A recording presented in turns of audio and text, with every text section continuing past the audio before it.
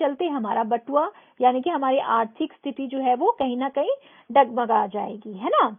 तो अब उन्हें अपने घर परिवार, लेखक कहते हैं कि अब देखो इतना टाइम हो गया, ये ऐसा अतिथि आके मेरे घर बैठा है कि इसको अपने घर की भी याद नहीं आ रही और ये सीधा मेरे घर में जम के बैठ गया हुआ है।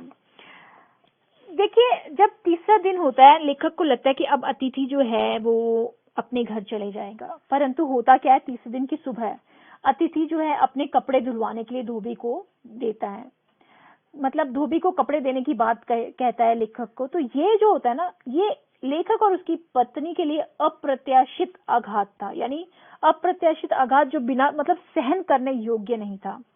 वह सोच रहे थे कि तीसरे दिन अतिथि अपने वापस जाने का प्रस्ताव रखेगा, है ना, और वह बोलेगा कि मैं जाऊंगा, और फिर लेखक और उसकी पत्नी उनके साथ फॉर्मेलिटी के नहीं नहीं नहीं प्लीज अभी और रुक जाइए, है ना। परंतु होता क्या है कि जो लेखक के मित्र जो अतिथि हैं वो कपड़े धुलवाने की बात मतलब करते हैं, और इससे क्या होता है, लेखक और उनकी पत्नी का जो मन था वो तिलमिला उठता है। अब लेखक को ये मित्र जो है राक्षस के समान प्रतीत होने लगा। इस चोट को लेखक पर यह प्रभाव पड़ा कि अतिथि के प्रति सम्मान की बजाय, है ना, अभी तक तो जैसे अतिथि आया था पहले दिन तो, है ना, और लेखक और उसकी पत्नी ने क्या किया था, उनके स्वागत में जो रात का के भोज यानी भोजन था उसको डिनर का भव्य रूप दे दिया था। 2 सब्जियां, रायता, मीठा, है ना, जैसे डेजर्ट जिसे बोलते हैं, वो बना के, है ना, परोसकर अतिथि का स्वागत किया। दूसरे दिन भी दोपहर के भोजन को लंच का रूप दिया गया, है ना, लंच यानी चकाचक भरी हुई तरह तरह के व्यंजन।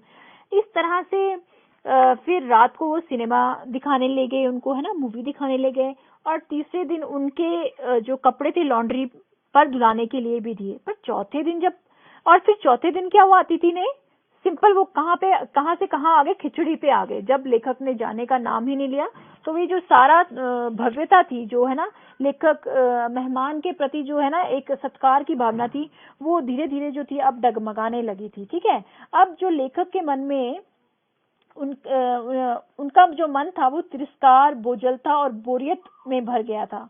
किसके प्रति, मतलब अतिथि के प्रति सम्मान की बजाय लेखक के मन में तिरस्कार, बोझलता, बोरियत जिसे कहते हैं ना, और बोझ एक जिसे लगता है ना कि बोझ है ना, बोरियत से भर उठता है। उनका जी चाहता है कि अतिथि उसी समय चले जाए, इसलिए कपड़े धोने को ना मतलब धोबी को ना देकर लॉन्ड्री में देने का प्रस्ताव रखा जाता है, जिससे जल्दी कपड़े मिले और वह जल्दी ही रवाना हो जाएं।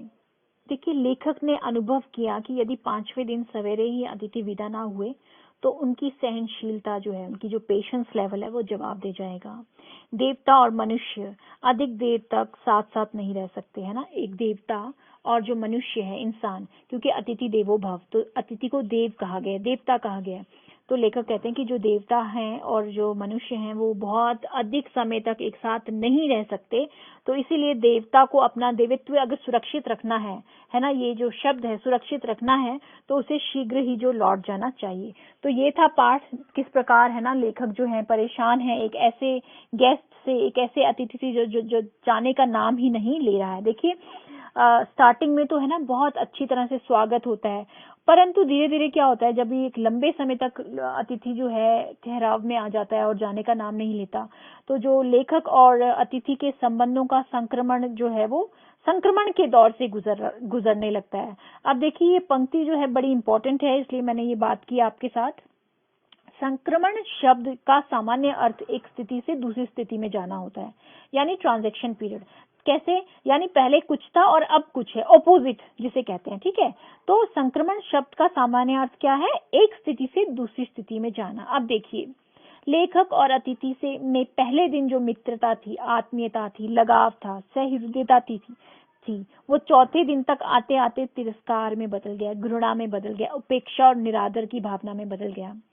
देखिए, अब लेखक कहता है कि मैं जो हूँ अतिथि के साथ बातें भी कर चुका हूँ, हर एक राजनीति, सामाजिक, अर्थशास्त्र, स्कूल का टाइम, कॉलेज का टाइम, सब कुछ डिस्कस हो चुका है। अब कुछ बात ही नहीं रही, अब मैं अपना उपन्यास पढ़ रहा हूँ, मतलब इतनी शांति आ गई है हम दोनों के बीच में, है ना।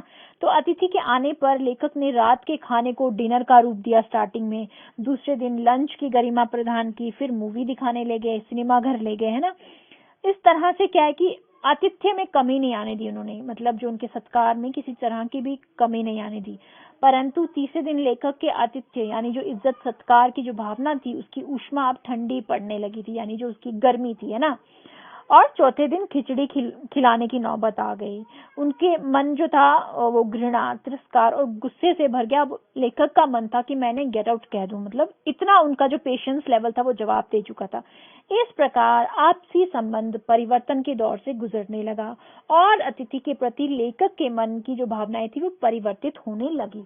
तो देखिए बच्चों, कहने का तात्पर्य ये है, आज के जो मतलब दौर है या आज की जो परिस्थिति है उसमें हम सभी जानते हैं कि पहले तो चलो, है ना, महीनों महीनों भी कोई हमारे घर आके बैठ जाता था तो चलता था, पर आज ऐसा समय आ चुका है जब हम, है ना, एकलव्य फैमिलीज में रह रहे हैं, हम ऐसे न्यूक्लियर फैमिलीज में रह रहे हैं और दोनों जो घर के मदर या फादर हैं या हस्बैंड या वाइफ हैं वो दोनों ही जॉब पे हैं।